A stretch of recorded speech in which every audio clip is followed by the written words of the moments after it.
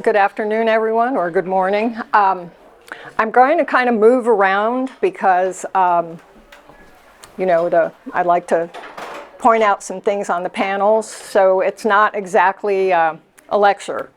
But anyway, I'm Anna Ferriello, and we're at the Allison-Deaver house today, and we'll be talking about this exhibition, Behind the Mask, Cherokee Mask Makers and Their Legacy.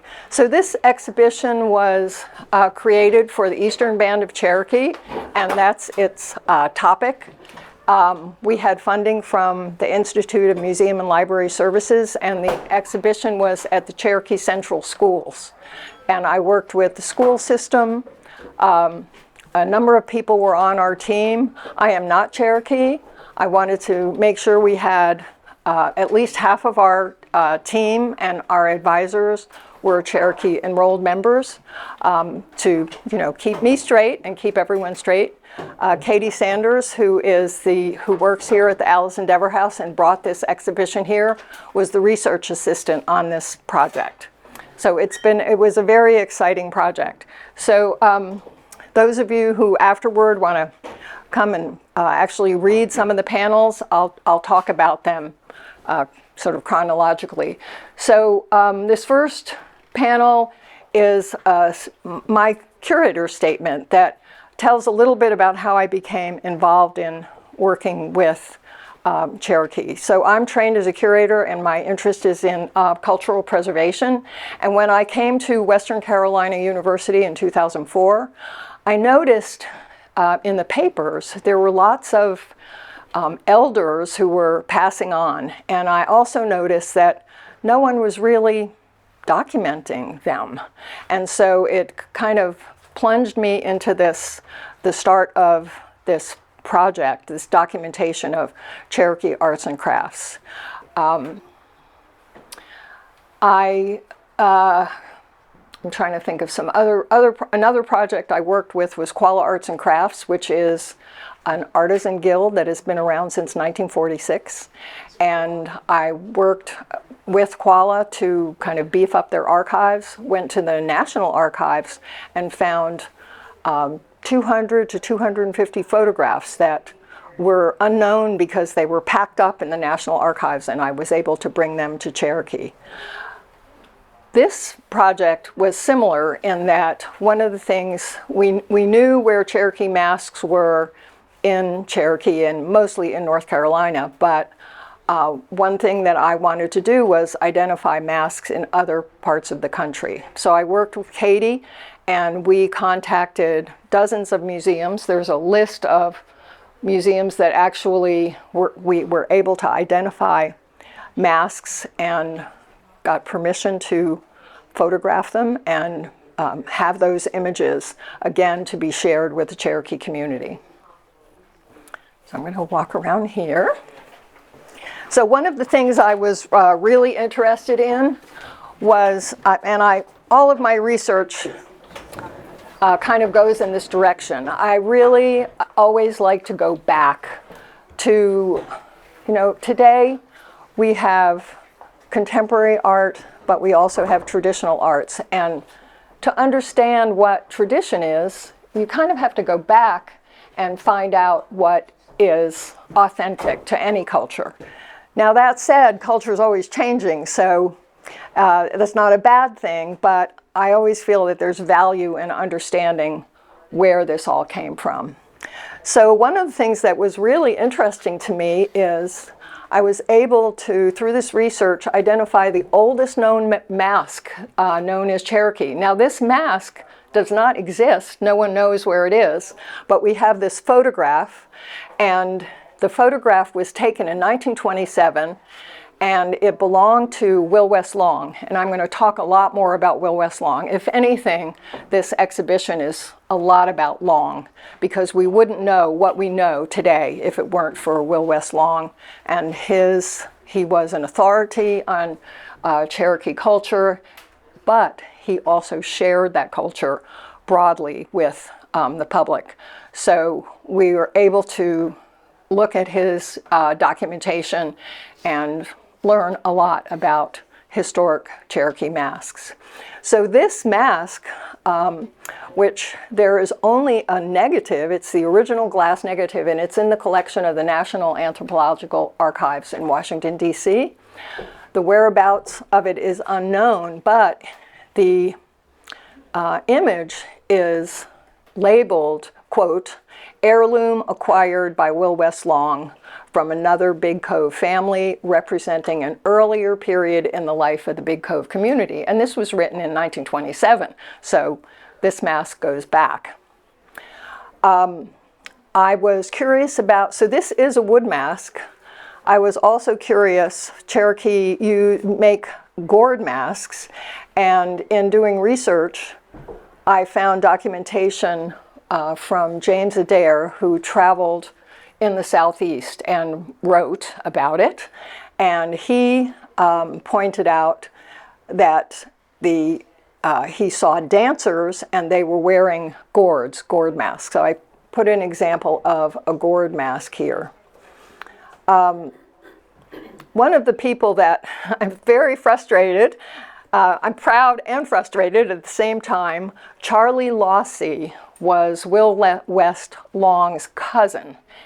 And Long identifies him as his aged cousin, so we know he was quite a bit older. So I was able, when I move around and talk about some other mask makers, I've gone to the enrollment office to get their birth and death dates. They could never find anything about Charlie Lossy. So we have this identification of him as a Big Cove resident. Will, he was named as aging, and that's really all we know about him. I did find a thesis from 1974, and you'll see this very poor reproduction, but it identified this mask. Someone in 1974 had done a very similar project, wanted to document Cherokee mask making, and took a photograph of this mask. Again, sadly, we do not know where this mask exists or if it still exists, but we do have this photograph. The oldest existing masks that are documented and in public collections are these two. They were collected by James Mooney in 1887, and they are in the collection of the National Museum of Natural History. So those of you who like to research and do research, especially online research, is, I won't say easy, but there are a lot of images available. The Smithsonian has a great website that you can search their collections, and that's where we've identified those as being in the Museum of Natural History. So I've talked quite a bit about Long. He was born in 1870. So I don't know how much you know about the history of the Eastern Band, but probably you've all heard of the Trail of Tears. And that occurred in 1838 when, sadly, the Cherokee were rounded up and forced to walk to Oklahoma. Supposedly, thousands died along the way. It was an arduous journey. And that generation of people who remembered, of course, that was after Long was born afterward, but his parents or grandparents, his community still had that memory of being, I was going to say invaded by, but this was the American Army who came in and rounded people up and herded them into holding camps, which we don't call them concentration camps in this country, but that's basically what they were. Herded them into these camps until it was time to leave, and they went on this walk to Oklahoma. So Will West's birth name was Willie Westy, and his mother was a medicine woman. His father was a Baptist minister. And so he really lived in both worlds. He had the ability and understanding to know both Christianity and the old ways. So he lived in a community called Big Cove, and Big Cove is still known as a very traditional community in Cherokee. It's because it's kind of tucked away up the mountain, and it's a very rugged area. So those traditions that existed kind of stayed in Big Cove, and people continued to maintain those traditions. It was a very self-sufficient community, mostly because to get something, you know, you'd have to travel into Cherokee proper, which was about 10 miles from Big Cove down the mountain into Cherokee. And of course, in 1870, Cherokee wasn't much of anything either. Not much of, many communities had anything more than one little, you know, maybe a trading post. So Long, now I've been able to document this, but I've always thought it was kind of odd. When he was 12 years old, he went to Trinity College, which is absorbed now by Duke University.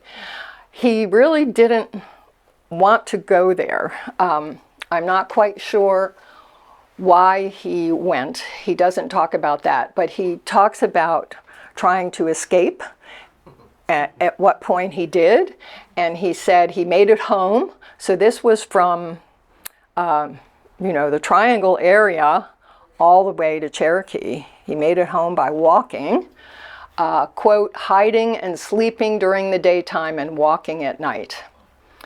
He actually went back, and he learned English there. Thanks. So this is Sequoyah, who is a very well-known Cherokee figure. He's actually lived in Oklahoma. But Sequoyah, so the Cherokee language, as many languages of indigenous people, was a spoken language. It was not a written language. And Sequoyah felt that this was a real disadvantage to negotiating with the American government, because they had treaties which were written down, and they could kind of read that back to him, and they had this oral argument and did not have anything recorded. And so he invented this language kind of from scratch. It's really an amazing story.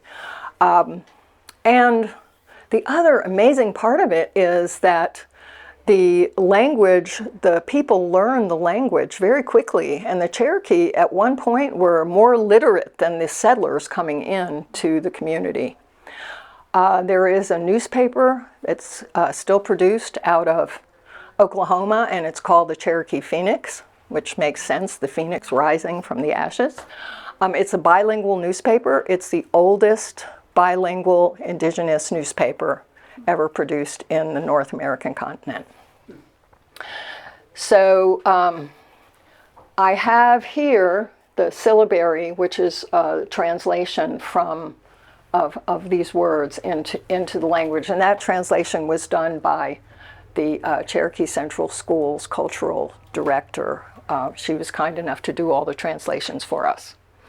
So one reason we know so much about Cherokee culture is that Long, and this is Long here, met James Mooney in 1887. So Mooney, this was soon after the railroad extended to the western part of North Carolina, and Mooney gets off the train and travels to Cherokee. He was part of the Bureau of American Ethnology, which became the Smithsonian. And he wanted to document indigenous cultures in other places, but he particularly was interested in Cherokee. So when Mooney met Long, Long was just a teenager. He was 17 years old. But even at that time, he was concerned about his culture, concerned about cultural preservation, and cooperated with Mooney by telling Mooney stories. Now there's this big, thick book called Cherokee Myths and Legends, written by Mooney. A lot of these books that I will refer to, I say written by Mooney, but it's really Long's work. It's all of Long's information that he gave to Mooney that Mooney published. So he made multiple trips to Cherokee and traveled all the way to Big Cove.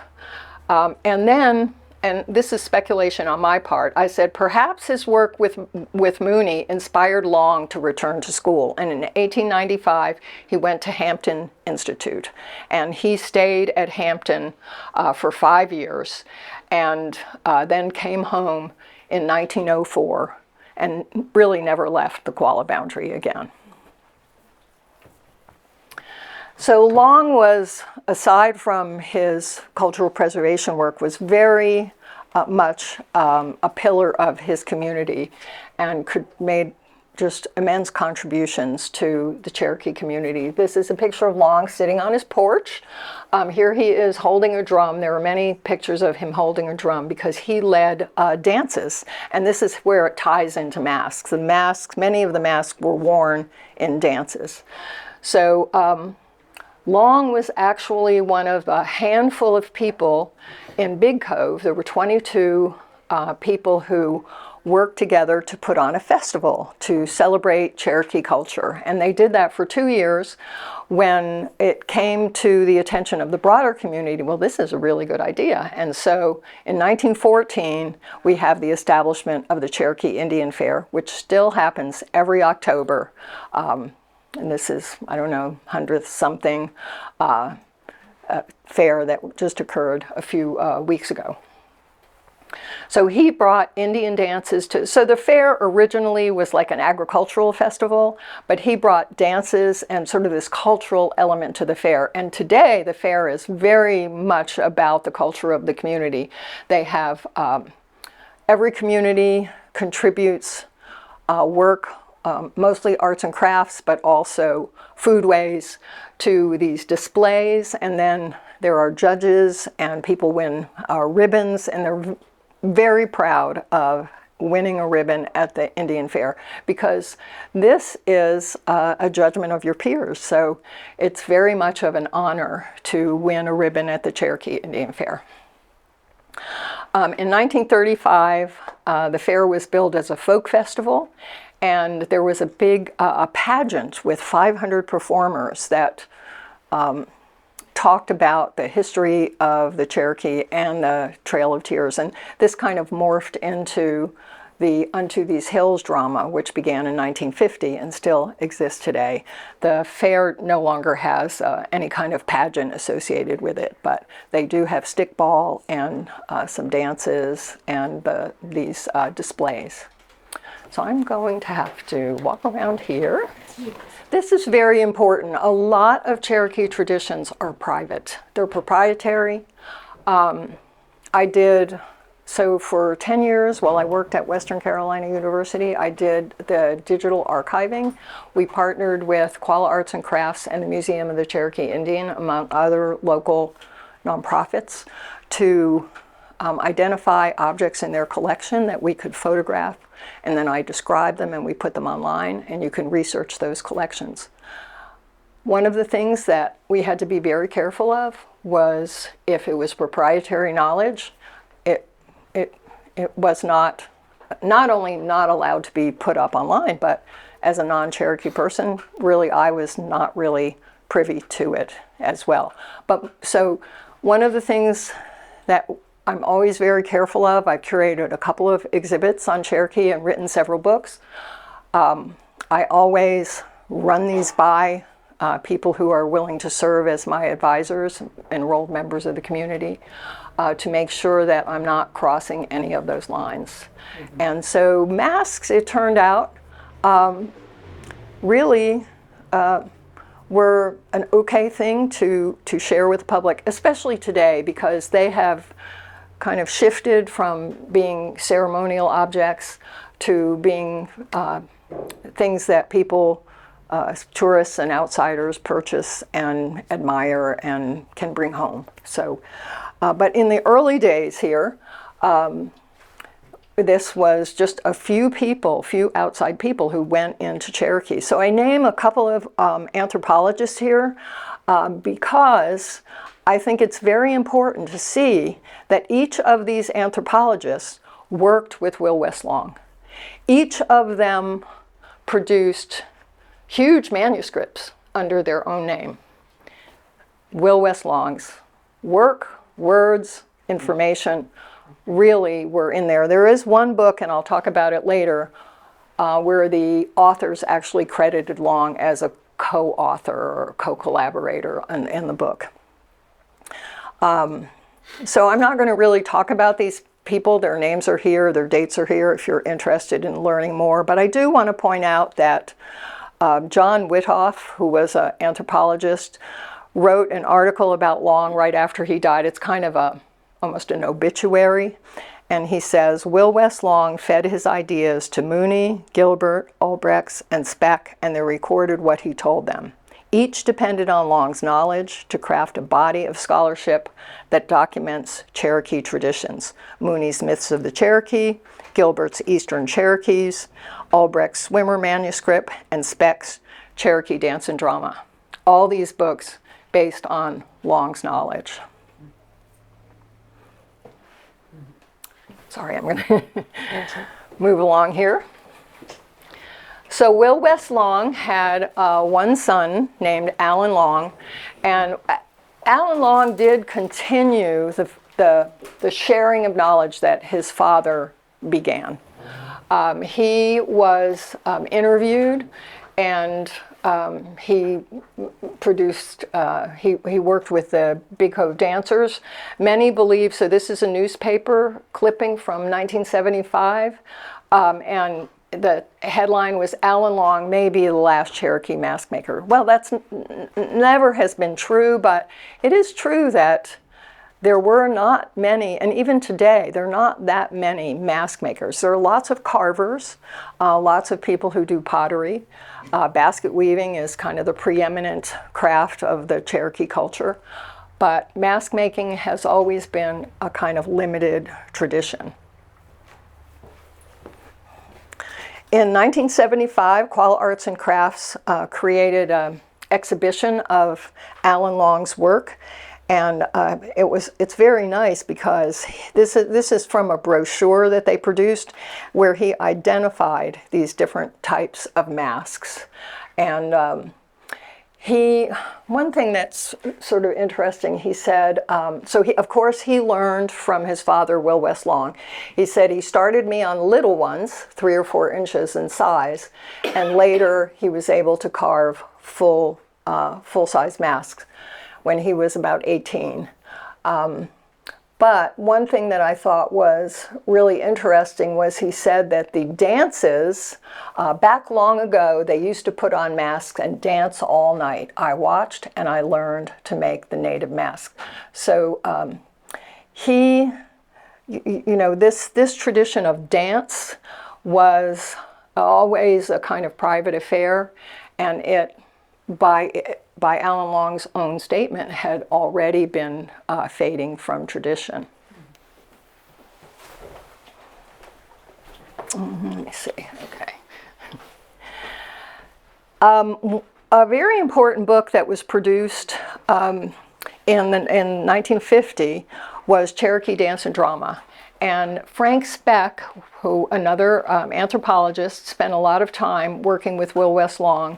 The book is, I wish I brought a copy of it. I have several copies, and he documents dances with stick figures showing all of the different formations of the dance formations. Fortunately for me, they also included photographs of masks, mostly masks that were made by Long in this book. And this is the one book that they credited Long actually as part of the, as being an author, co-author. These pictures are stills from a film that Frank Speck made, which was a very exciting find. The film was made in 1927, and I am quite sure it's the first, it's a silent film, the first film ever documenting Cherokee dance. And it's a great film to see because you can see people wearing the masks and how they were used. One of the things that's very curious to me is, like, this mask, you can almost tell. I didn't include the whole photo, but the mask is huge. It's a very large mask. I guess that's most of that one. Oh, there is one thing here you can see. This is Long's own hand, where he communicated a lot with Frank Speck, and where he sold masks, which he sold for $3 for a mask. Of course, this is back in the day when you could probably buy an acre of land for not much more. Actually, does anyone have any questions? Because I don't really want to just be yakking around here. Yes. So, like the book over there, The Myths, is there some form of a book about the myths that isn't appropriated like that for purchase? That Myths of the Cherokee you can buy today. It's been reproduced many times. Yeah, but the guy, Will West Long didn't get credit for it. Well, is it better than like some of those? I wouldn't want to give money to. No, I found most of those were very helpful. There was one author there, Ulbrichts, who was not kind in his words, but most of the other anthropologists were fairly respectful of the Cherokee and their culture. And I know that Myths of the Cherokee, which I have a copy of, but I didn't use it very much for this because I really wasn't talking about myths. Right. But one of the mask makers that had work in the exhibition, his name is Josh Adams. He is a well-known mask maker, and he teaches at Cherokee High School. He has a copy of Myths of the Cherokee on his desk, and he said, "This is my Bible." So to me, that meant that, this was a useful publication. Thank you. Mm-hmm. Was Will West Long born in Oklahoma, or was his family part of the ones that hid out away from the Army and stayed? Yes, he's one of the ones that stayed here and which formed the Eastern Band. Yes. Anybody else? Mm-hmm. Did you still find the 1927 film? Yes, it's actually on YouTube. There you go. It's owned by the University of Pennsylvania, and Katie and I went through a lot of hoops to get permission to use it, and during our conversation, they uploaded it to YouTube. So the title of it is Glimpses of Life Among the Catawba and Cherokee of the Carolinas. And it's a two-part film. The part of it is the Catawbas. I believe, Katie, is it right? Did they chop it in half for us? And just the Cherokee part, I think just the Cherokee part is up on YouTube. But you can Google that and find it. 1927. It's fascinating. We had a large screen at the premiere of this exhibition. We had it on a large screen TV, and it was just mesmerizing. Mm-hmm. It's almost all of what you're talking about in that film. I think you just answered my question, but it's all Western. It's North Carolina. It's all North Carolina. This is all. Yes, in fact, I got some criticism when I did these first books. So I have 3 books, Cherokee pottery, Cherokee basketry, and Cherokee carving. And I went out to Oklahoma, and one of the artisans there said, "You should have said Eastern Band Cherokee pottery, because this is not only Cherokee pottery." So I know that after I did my book, there's a book called Oklahoma Cherokee Basketry. So, see what you started. Yes. Mm-hmm. Are you going to talk at some point about what the masks were used for? I mean, I know for dance and stuff, but like why they did them, the purpose, the spiritual meaning, whatever? Somewhat, yes. Yeah. And I'm going around there. Yes, some of it is, and yeah. So let me go here, if you don't mind. We'll switch with you. Yes. 11:30. Okay. Well, that's good.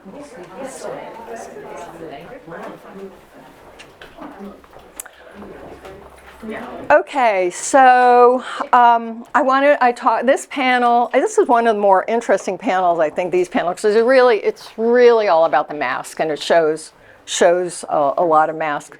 Most masks are carved out of wood, both the outside and then carved on the inside. And most are the size of a face. There are some that are oversized, but they are made to wear, or were made to wear.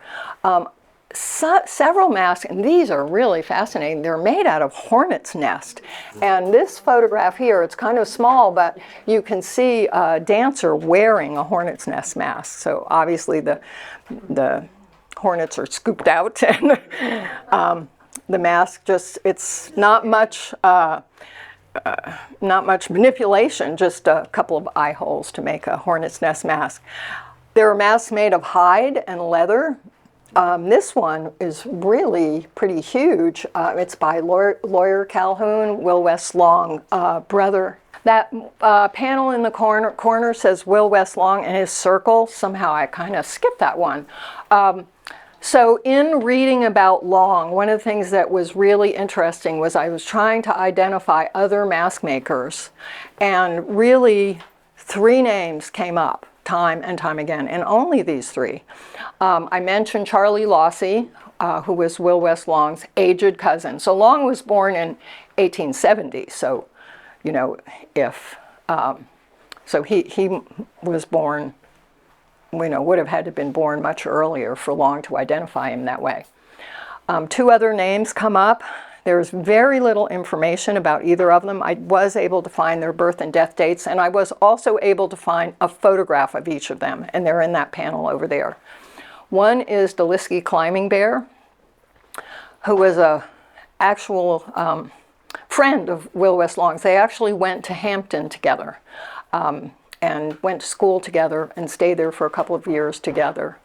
And then the other is Lawyer Calhoun, who was Will West Long's older half-brother. And so this mask was made by Lawyer Calhoun, and it's quite large. The measurements are 3 feet across. But of course, that includes these, what I'm imagining, you see the face, and then there's these side panels, and I imagine they wrapped around the head. I love this mask. This is a leather mask. I wanted here to show the variety of materials. This is fur, and this is hide with fur. And all of these you'll see in the National Museum of American Indian, Qual Arts and Crafts, University of Pennsylvania. They're all in different places. So this was an article from the Gilcrease Museum, and I quoted it. The use of masks to alter the identity of self in culturally important performances is a worldwide phenomenon. And there are masks in many other cultures. Masks have the power to transform the wearer and profoundly affect the viewer. And so we'll see a little bit more when we get to that last panel. So the more acceptable to be shared types of masks are the animal masks. They don't have the cultural significance as what we'll be talking about here, the booger masks. But there are many types of animal masks. Bear, buffalo, wildcat. Most of them were said to be used for hunting. They were used in 2 ways. They were either used in a ceremonial dance prior to a hunt to ensure good hunting, but they were also used as decoys. Alan Long reports that this wildcat mask was worn for stalking wild turkeys. I never understood this. I would think a turkey would shy away from a wildcat. But he said that the turkeys were curious, and they kind of came close to see what this animal was, and that helped. The bear masks, they're really nice. The Cherokee today, often, especially in demonstration dances, they do the bear dance. It's a great dance, and they walk around and they growl and they imitate bears. Happy bear. Pardon me? Looks like Happy Bear. Yes. And here, a deer mask. Buffalo. And anyway, that's, yeah. Long said that the bear dance related to the way bears perform themselves. He said old bears would circle around a big hemlock tree and leave tooth marks on the bark. And so today's bear dances are all about sort of growling and scratching. Well, you'll have to, do you want to trade places? I'm not going to get too deep into this corner because I don't think you'll hear me as well. But when we're done, you can come look. So you asked about ceremonial masks. So there are, this was really interesting to work on these panels because a lot of this terminology has changed over time. And one of the people on our team is the granddaughter of Alan Long. She's a great-granddaughter of Will West Long. And she had different names for masks than I had. But one of the things I always do is I try to stay in period, so to speak. I try to maintain the voice, the historic voice. I try to use quotations rather than my own interpretation. And so even though I respect the fact that she said, we don't call this anymore in this way, but I went back to what Alan Long said and what Will West Long said. And so that's what I've used for my research here. So the warrior mask, and you'll see another photograph of a warrior mask up there, the second one from the right. It is a mask that has a rattlesnake on its head. It's a pretty common mask. Today, contemporary mask makers still make that mask, and sometimes they're really much more fanciful with a big snake, but it still has the same elements with the rattlesnake on the head. And the snake, like in a lot of cultures, was a very respected creature, not feared like we might think of the rattlesnake as evil or something like that, because it was a powerful animal, and so that respect was given to it, and that's why it was on this mask as a powerful symbol. The medicine mask, I have some pictures of it, and there we went into proprietary territory. So I don't say much about the medicine mask. I identified them. They always have horns, and they always have like a grotesque face. And in several instances, it's described that the medicine mask was used to kind of scare the patient, which except for hiccups, I've never really understood that concept. But it's repeated in a number of documents that that's how that mask was used. Probably everyone's favorite masks are these masks that are way back in the corner, and they're called booger masks. There's a lot written about booger masks. They're always very, very ugly. The gourd masks have these big protruding noses. I think there's one up here. But anyway, you can come back here and see them.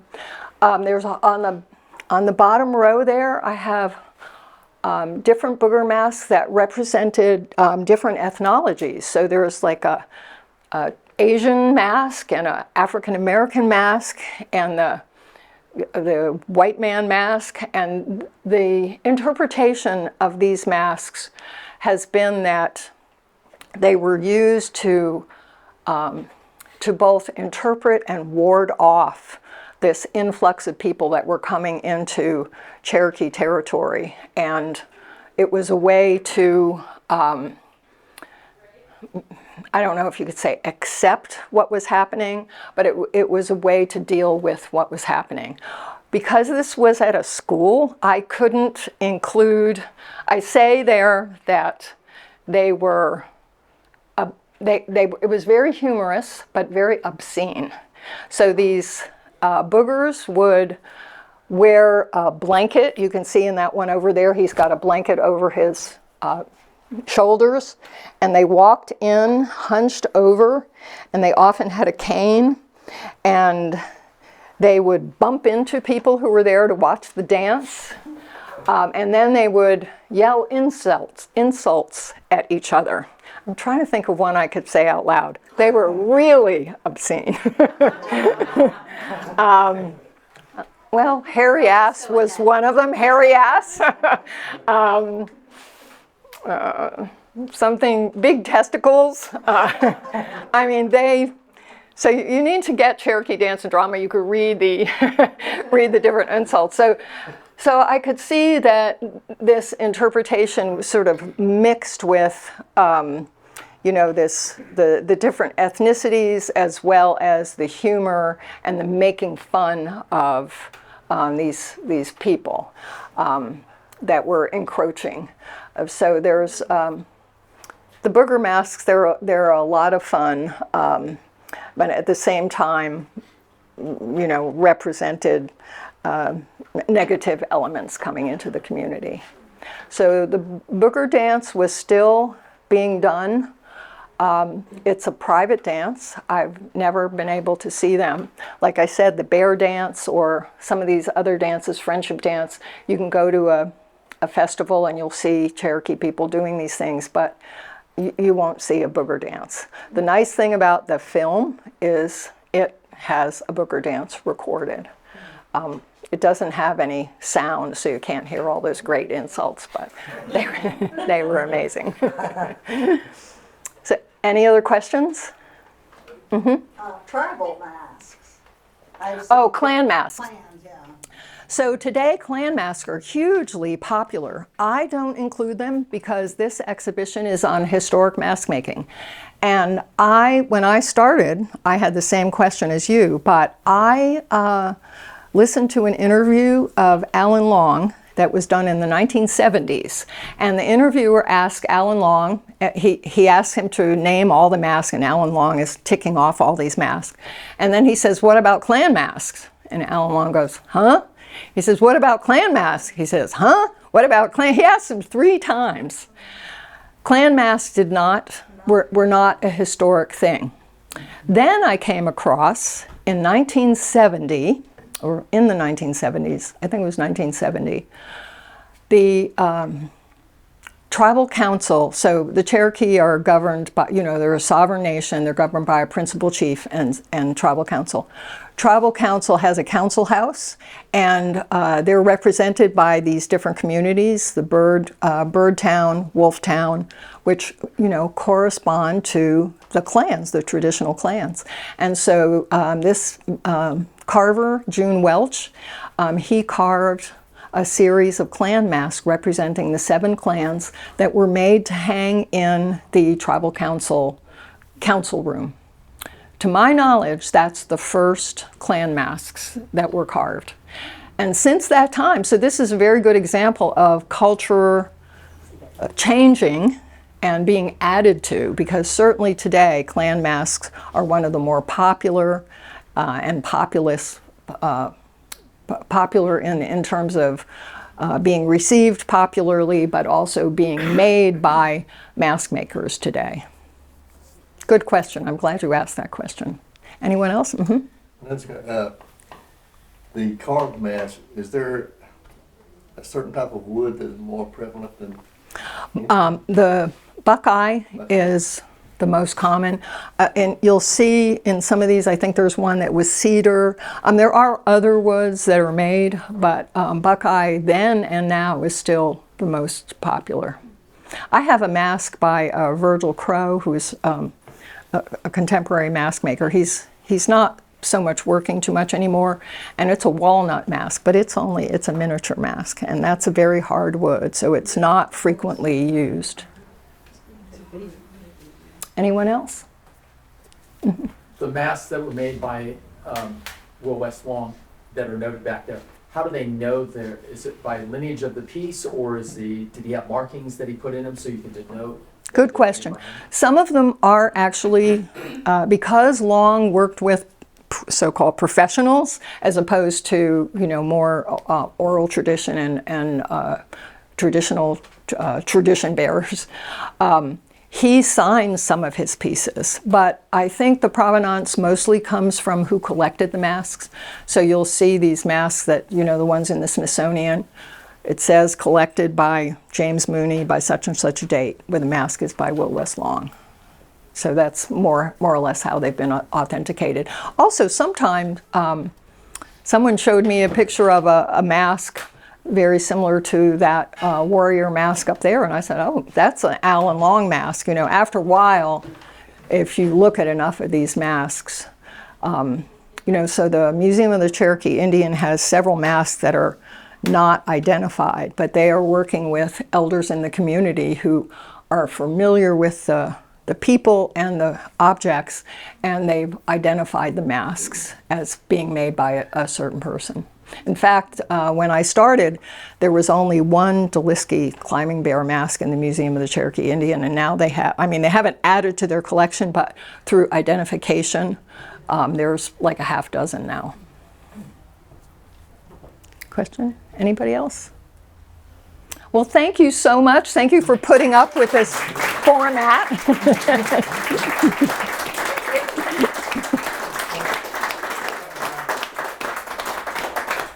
Thank you everyone for coming. This is our first, I'm Katie. I work for the Transylvania County Historical Society. This is our first exhibit, so great job. Anna has some books for sale over here, and also we will be looking for Anna to come back to the library, to the Transylvania County Library next, potentially May or September, so keep an eye out for Anna. And this way we have M School of Art is doing some demonstration of Cherokee pinch pot, and the other way is going to be, well, it's actually a circle, but there's also a Cherokee food sampling of the Three Sisters, which is corned beans and squash. So please help yourself. And I'm going to stick around anyway, so if anyone has any additional questions, I'm here. Thank you all.